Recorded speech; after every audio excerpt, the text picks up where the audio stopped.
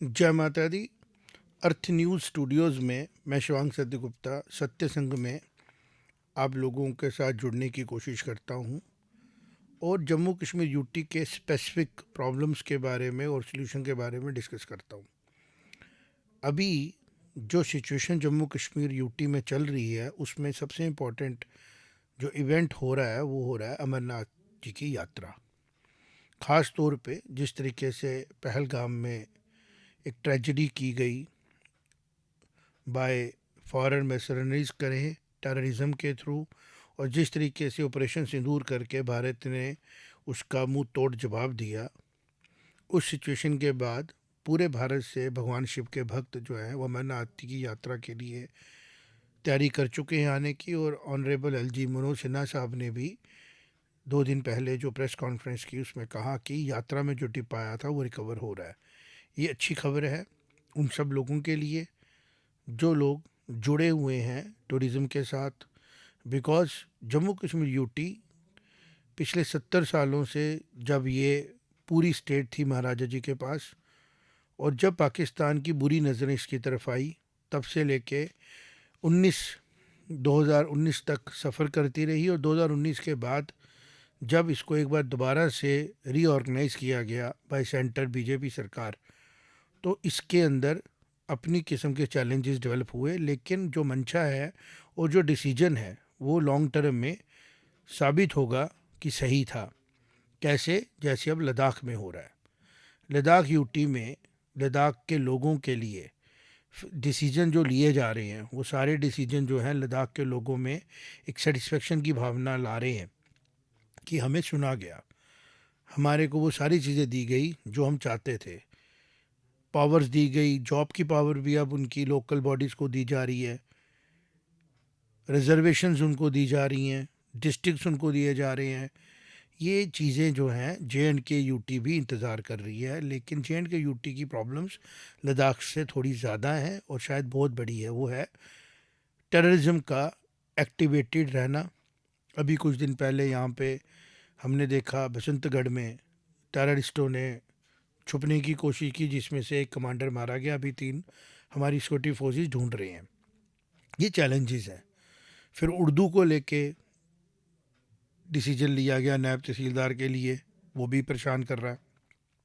ऐसे ही जम्मू कश्मीर में कॉन्फ्लिक्ट जो है वो जम्मू कश्मीर के लोगों को ग्रोथ की तरफ आगे नहीं लेके जा रहा है।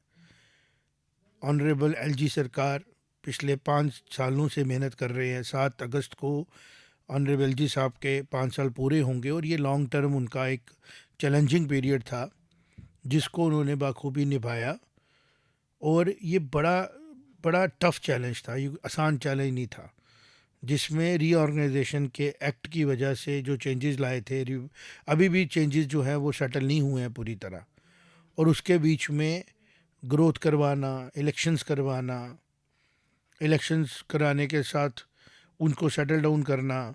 फिर उमर अब्दुल्ला साहब जो कि हमारे सीएम बनाए गए, मेहनत से बने, मेजॉरिटी लेके बने, उनकी एस्पिरेशंस हैं, उनके कॉन्स्टिट्यूंसी की एस्पिरेशंस हैं उनकी तरफ। ये सारी चीज़ें जो हैं, जैसे मैंने आपसे कहा कि उमर अब्दुल्ला साहब की कॉन्स्टिट्यूंसी की अपनी एस्पिरेशंस हैं, कश्मीर का अलग सोच है, जम्मू के लोगों की, जम्मू डिवीज़न के लोगों की सोचों में नेशनलिज्म है, कश्मीर में भी नेशनलिज्म है, लेकिन कश्मीर में फिर भी कहीं ना कहीं पे हम देखते हैं कुछ कन्फ्यूजन है अपनी आइडेंटिटी को लेके। मेजॉरिटी में नहीं सही, मिनॉरिटी में सही, लेकिन इग्नोरेंस भी बहुत है। पॉलिटिकल हम अक्सर समझते हैं कि बड़े मैच्योर हैं, लेकिन जब हम देखते हैं कि वो बिहेव जब करते हैं तो बड़ा ज़्यादा बिहेव प्रॉपर मैच्योर नहीं करते। जैसे कि अभी मैं एक रिसर्च कर रहा हूँ कि कैसे टेररिज्म को काउंटर किया गया जम्मू डिवीज़न में, तो काफ़ी चीज़ें उसके लिए सामने आई। एक तो जो लोग कॉमन थे यहाँ पे, जो कॉमनर्स थे, जो आम लोग पहाड़ों पे थे, जम्मू डिवीज़न में उन लोगों ने टेररिस्ट के साथ लोकल रेजिस्टेंस किया, जो कि कश्मीर में देखने को नहीं मिलता है, ख़ास तौर पे वैली एरिया में। तो ये जो करंट सिचुएशन है आज की डेट में जेके यूटी की, ये एक अपॉर्चुनिटी के तौर पे मैं देखता हूँ और लोग भी उसको अपॉर्चुनिटी के तौर पे देख रहे हैं। लेकिन पॉलिटिकल इनडिसिसिवनेस की वजह से और पॉलिटिक्स को बड़ा ज़्यादा पूरे एक्टिविटी के साथ लेने की वजह से उतना फ़ायदा हम नहीं ले पा रहे हैं जितना फ़ायदा लद्दाख ने लिया। लद्दाख को भी चैलेंजेस मिले, लेकिन लद्दाख के आम लोगों ने उस चैलेंजेस को ओवरकम किया, जो चैलेंजेस जम्मू कश्मीर के लोग नहीं कर पा रहे ओवरकम।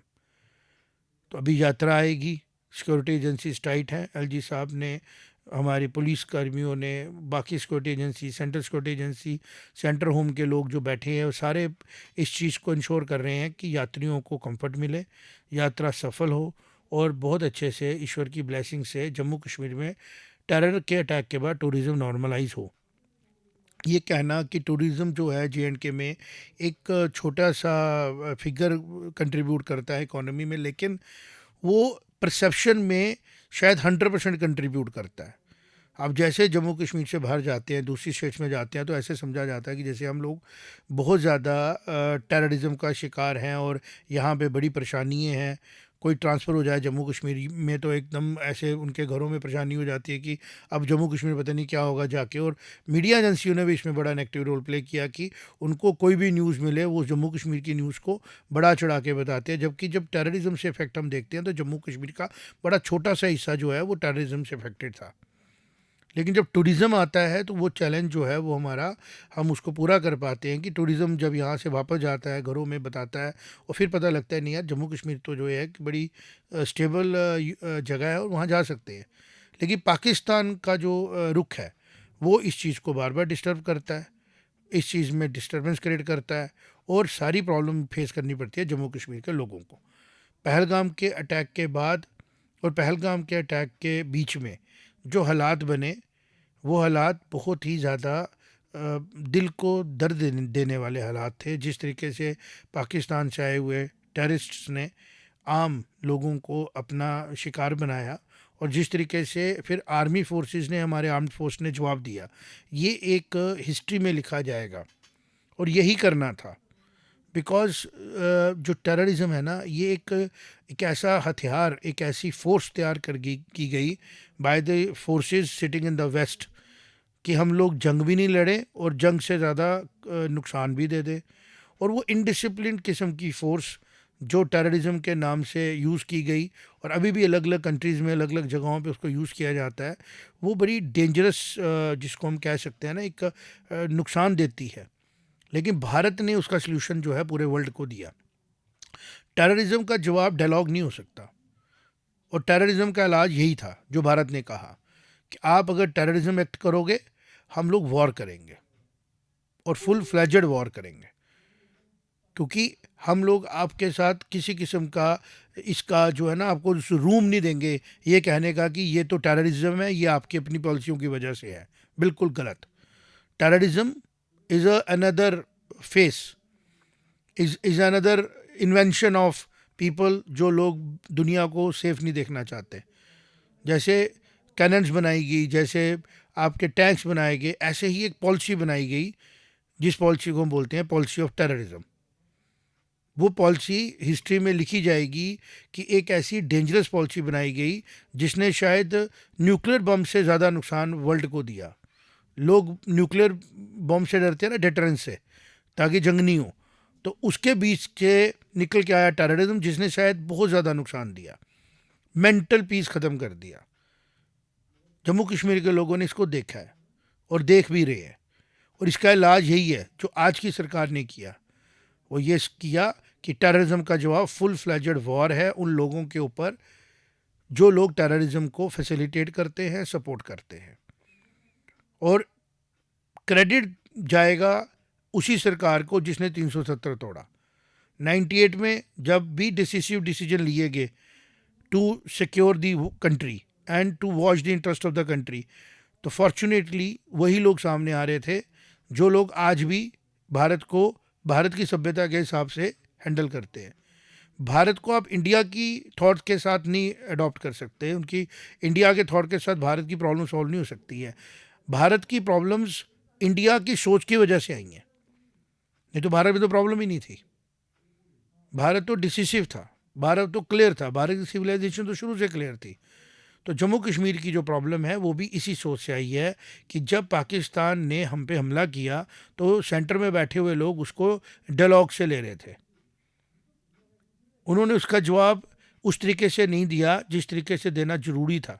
अपनी बॉर्डर्स को उन्होंने सिक्योर नहीं किया, और पाकिस्तान को जब टेररिज्म को अंडरस्टैंड करने का मौका मिला because of Afghanistan, Taliban sponsored by America, तो उसको लगा ये तो बड़ा आसान तरीका है।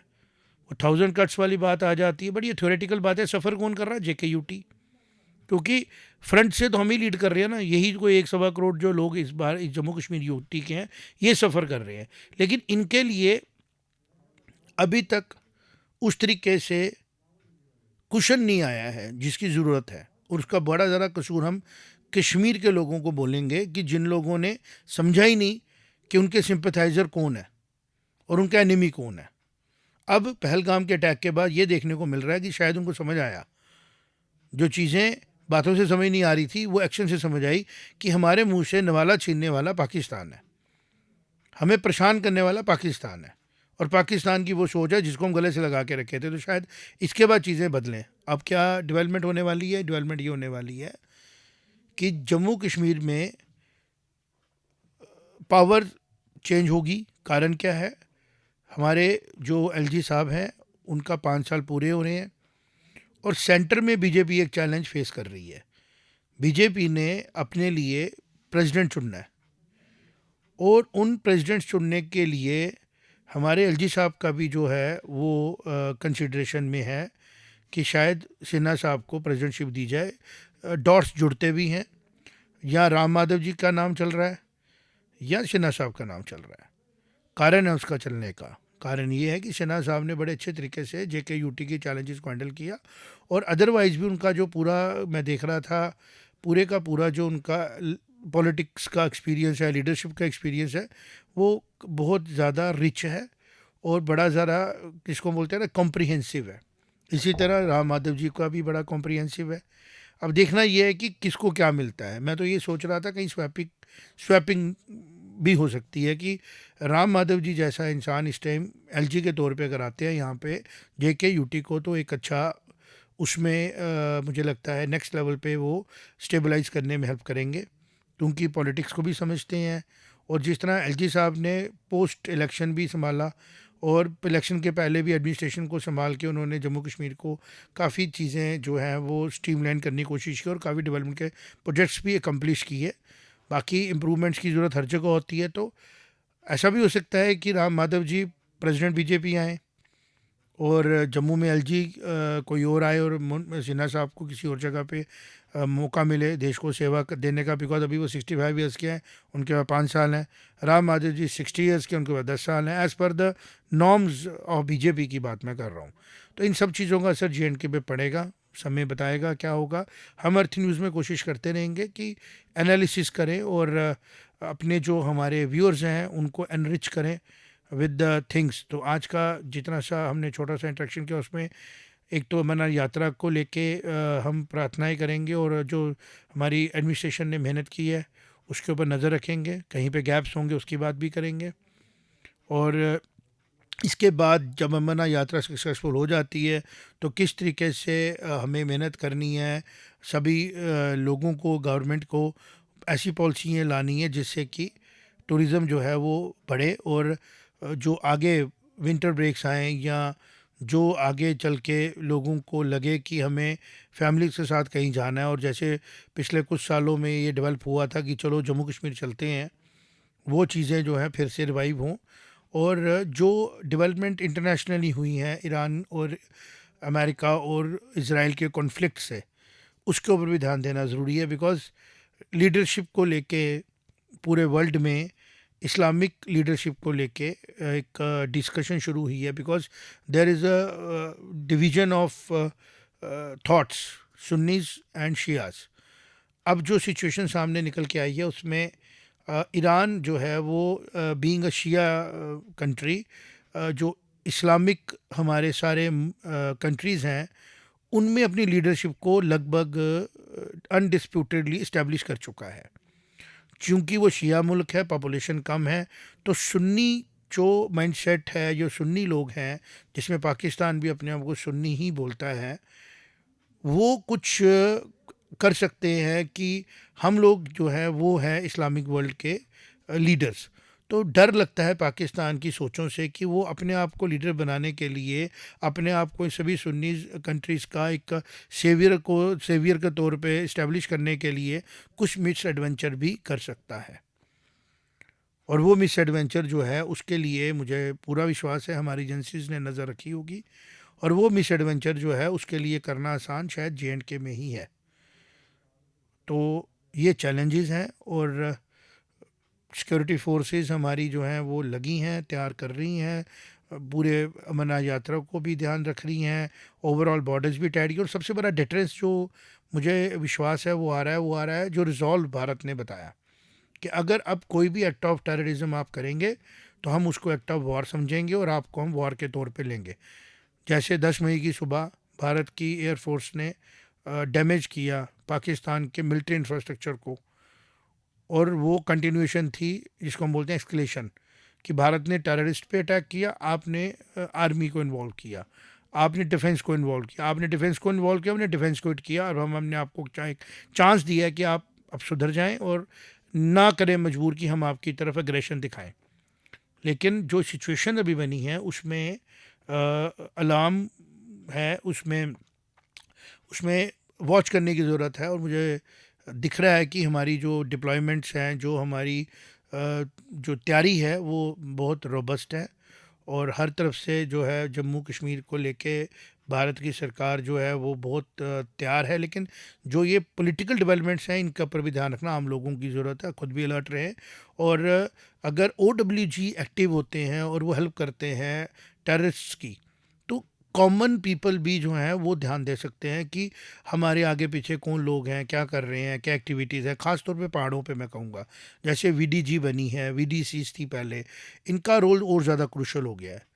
और अगर पॉसिबल हो जो एजेंसीज़ हैं वो इनको लोगों को थोड़ा सैनिटाइज भी करें, थोड़ा उनके बारे में बताएं भी कि क्या चीज़ें वॉच करनी ज़रूरी हैं, टू अंडरस्टैंड कि कहीं कोई हमारा नोन आदमी OWG बन के किसी टेररिस्ट की सपोर्ट तो नहीं कर रहा। जैसे पहलगाम के बारे में भी आया कि 2 लोग जो थे वो हेल्प कर रहे थे, उनको खाना शाना दे रहे थे। तो ये जो नए किस्म का अब हथियार आया है टेररिज्म पिछले 30 एक साल में पूरे ग्लोब में, उससे लड़ने के लिए नए किस्म की पॉलिसी की ज़रूरत है। और वो पॉलिसी जो है वो दिख रही है by empowering people those who are vulnerable. जैसे आम लोगों को टेररिस्ट भी शिकार बनाते हैं, और आर्मी वालों को भी बनाते हैं, पुलिस को भी बनाते हैं, बेल्ट फोर्सेस को भी बनाते हैं, और आम को भी बनाते हैं। जबकि जो कन्वेंशनल आर्मीज़ हैं वो आम लोगों को नहीं अटैक कर सकती हैं as per the norms and as per the rules they follow. तो अगर टेररिस्ट के लिए रूल नहीं है और वो आम लोगों को शिकार बना सकते हैं, तो आम लोगों को एम्पावर करना भी इसके लिए ज़रूरी होगा।